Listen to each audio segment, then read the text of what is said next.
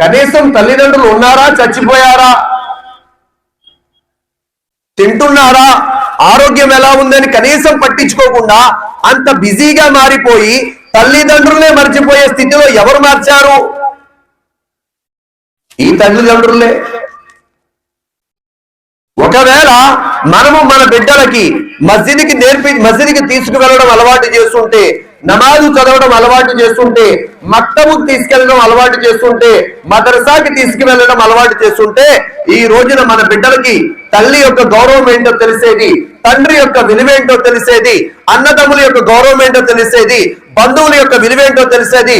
ఇవన్నీ మనం నేర్పకుండా కేవలం ఇంజనీరింగ్ చదువు, సాఫ్ట్వేర్ అవ్వు, డాక్టర్ చదువు, ఎంబీబీఎస్ చదువు, డాక్టర్ అవ్వు, ఎప్పుడు ఇలాగే చెప్పడం వల్ల ఏమవుతుంది అంటే ఇస్లాం యొక్క విలువ మన పిల్లల హృదయాల నుంచి మనమే తీసేస్తున్నాం.